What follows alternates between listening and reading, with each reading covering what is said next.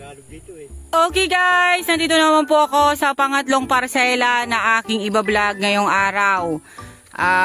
Yun nga po, banggit ko po sa inyo kanina, same lang po sila ng right of way na dadaanan. Sa buyers po na gustong bilhin po ito ng lahatan, walang problema, bilhin nyo po. Kasi magkakaratig lang po sila, then kanya-kanya po sila ng titulo. Ano po, tagda 2 hektarya po sila yung 3 parselang yon. Okay, dito pa rin po, ayan, flatland pa rin po itong side na to, itong property na to. Makikita po ninyo, napakarami pa rin po niyang nyog. Then ang nyog niya po ay meron pong medyo matayog, meron naman pong medyo hindi, pero napakarami pa rin po niyang mamunga. Okay, ito pa rin po ang sapa ng area, kasama pa rin po yan sa property. Ayan, pagpasensyahan na po muna ninyo dahil talagang tagputik dito sa amin. Katatapos lang po ng bagyo, panay pa rin ang ulan, kaya maputik po. Baka ma-disappoint kayo kasi sabihan po ninyo ay napakaputik ng area. Talagang ganito po sa bukid pagka tag-ulan. Ayan, ito po kasama pa rin po ito doon sa 2 hectares. Yan naman po ay may mga bakod. Ano po, katulad po nung binanggit ko sa inyo kanina, yung first 2 hectares dun sa kabila may bakod din. Then tong pangalawang 2 hectares ay may bakod din na by wire. Then ito pong pangatlong ito ay may bakod din. Ayan, makikita rin po ninyo mga mahogany pa rin po dyan sa side na yan. Then ito, Jimelina. Ito naman po ang pagkakaiba ng pangatlong hektarya. Pangatlong parsela. Kasi nagtanim na po siya ng panuleb. Ayan po siya. Ayan, may kapalit na po yung mga puno na matatayog. Once po na hindi na po mamunga, ayan, may kapalit na siya. Ayan, makikita po natin. Tatay, palayan din to, di ba? Okay, kasama pa rin po yung palayan na yan dito sa pangatlong hektarya, pangatlong parsel. Yan pong paikot na yan, kasama yan po dito sa pangatlong parsela. Ano po, kaya yan pong palayan na yan, kasama pa rin po yan. Yan po ay dumausdos po papunta dito. Ilang pitak din po yan, then papunta po yan doon sa kabilang side na yon. Yan po ang palayan. Then, ayan, napakarami rin po talagang mahogany din. Ayon, meron pa rin po siyang puno ng nara. Ayun pong side na yun. Ngayon po ay taglagas, kaya wala pong dahon yung nara. Ano po? Ayan, flat na flat pa rin po dito sa side na to. Ayan, then yun, kay Mito ang nasa side na yan. Ito po yung sinasabi nila na marami pong lansones. Ayan, napakarami po ng nyog niya. Ayan po siya, oh. Then, about po pa rin sa electricity, wala pa rin po tayong problema kasi meron pa rin po ditong kuryente sa lugar na to. Ayan. Ngayon, mahogany pa rin po dun sa side na yon.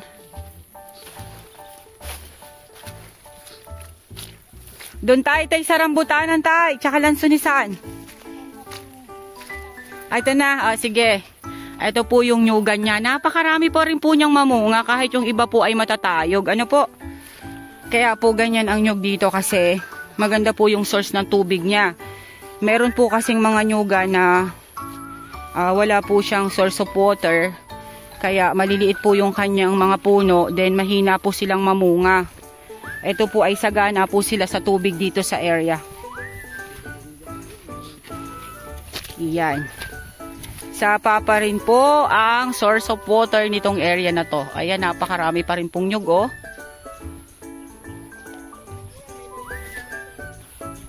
Ayan. Napakarami pong dalandan dito sa side na to. Flat na flat pa rin po yung property. Ayan. Andun po sa kabilang side na yon, dun sa dulo na yon. Diyan, yung pong tinuturo ko kaninang Nara tree. Ayan, napakarami pong dalandan dito sa kabilang side na to. Ilang puno tayo dalandan dito, tay? Ang dami. Napakarami, oh. Opo. Ayan po. Meron pa rin po yan dyang vibe wire.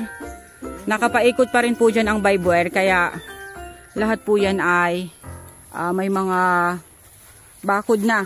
Then, ayan. Mga ano naman po ito. Rambutan pa rin. Opo. Then, mga mahogany pa rin po. Ayan pa rin po ang nyugan niya, oh. Daming nara. Ito pong kahoy na tong tuwid na tuwid. Nara pa po ito, eh. Makakabili talaga nito. Hindi nabibili ng kahoy, no? Furniture pa siya. Oo. Diyos ko, ganda ng nara na yan na gawing pintuan. Ayan, ito po, rambutan. Then, ayun, ang lalaki po ng rambutan dun sa loob na yon. Ito po ay dalan-danan sa kabilang to. Ayan, ito po talaga ay namumunga. Ayan, makikita naman po natin na hindi siya madamo. Hindi po katulad ng kalamansian dun sa kabila na talagang naagaw na po ng damo yung sustansya. Ito po ay nalilinisan pa naman po.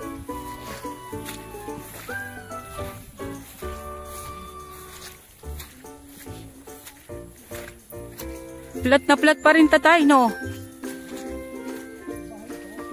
Oh. Opo.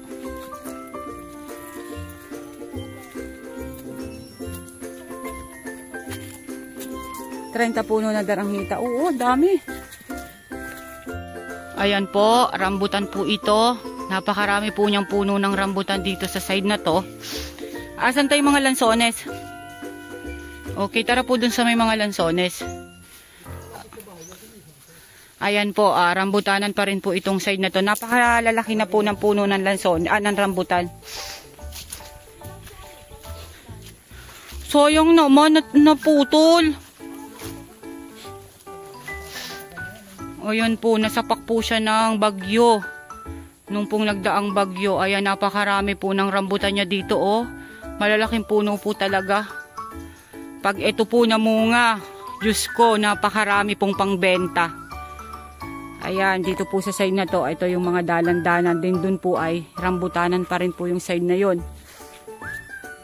Nandun po sa may bahay ang lansones.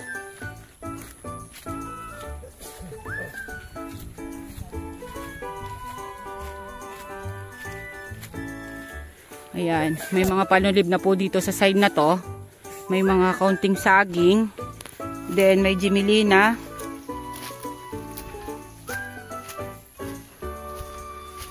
Ayan.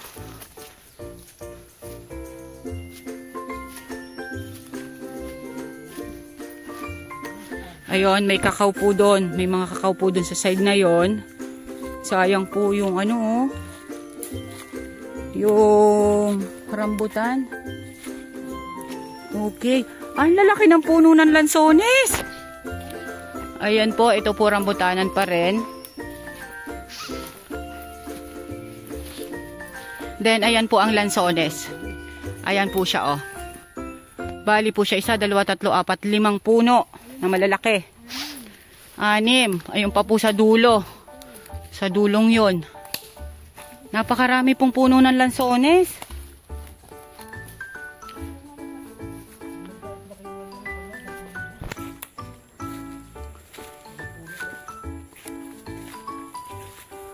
Nasakit na ang dapan ko. Ayan po, ito pa rin po yung kabilang side. Ayan na po yung boundaries niya kasi may bakod na po dyan. Yan na po yung boundaries niya naman sa kabilang area. Ano po? Then ayan, may mangustin, oh. Ayan po, may mangustin po sa kabilang side na to. Ayan, meron po ditong bahay na pwede pong i-renovate. Dito po yan sa pangatlong parsela ng area na binablog ko. Ano po? Ito po ang napakaraming lansones, itong kabilang parsela na to. Ayan, rambutan pa rin po ito. Then ayan po yung lansonisan niya. O, kuha na kayo ng papaya, o, magagata ng manok mamaya. Ayan. Napagod po ang aking kasama. Ay ko. Kaya ramdam muna ako buso chinilas mo. Nagpupunta ako sa likod. Okay. Banat. At hindi nakakayanin ng paa ko yung mga tinik. Tingin sa baba. Opo.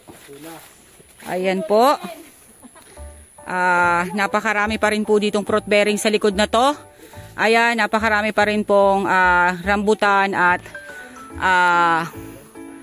mahogany dito sa likod na to. Ayan, makikita naman po natin na may bakod na talaga siya. Yan po yung boundaries nila naman. Dun sa kabila naman pong parsela. Ano po? Ayan, productive na productive po ng property na to. Ayan po siya. Linis din lang po ang kailangan nito. Ayan, may mga San Fernando. Sayang po nung mga rambutan. Oh. Ayan po siya. Ito po yung bahay na pwede pong i-renovate. Kasama po ito doon sa pangatlong parsela. Ano po? Ayan, yung pong side na yon, kasama pa rin po yon. Hindi ko na po mapupuntahan yung dulong yon. Ano po? Kasi medyo po talaga yung paa ko ay inabot na po ng mga tinik. Masasakit na po, mahahapdi na po yung dapan ko, yung ilalim ng talampakan ko. Mula po doon sa unang ektarya, sa unang parsela ay nakaapak na po ako hanggang dito po sa mga pangatlo. Kaya medyo masakit na po. Ano po, pagpasensyahan nyo na po ang inyong lingkod at hindi ko na po mapupunta yung kabilang side na yon. Pero kita naman po talaga na napaka-productive po ng area. Yan, flat na flat po yung property. Napakarami pong fruit bearings, napakarami pong nyog. Then, ito po ay, sabi ko nga po sa inyo, matured Cloa title. Ang hardwood po niya ay Nara and Mahogany. Then, ang fruit bearings niya, Lanzones, Rambutan, Dalandan, Kaimito, Cacao. Yun po ang nakita ko dito sa property at pili at Indian mango. Ano po? Okay po, abil nyo na po ang property namin. Once again po, ako po ulit ang inyong site locator, si Miss Geraldine Villarasa. Muli po akong naglalambing, pa-like and share po ng aking mga vlog and pa-subscribe na rin po ng aking YouTube channel, Quezon Province Realty TV. Okay po, thank you for watching. Yung pong about sa price, ilalagay ko na lang po sa details. Ano po? Okay po, bye-bye. See you again.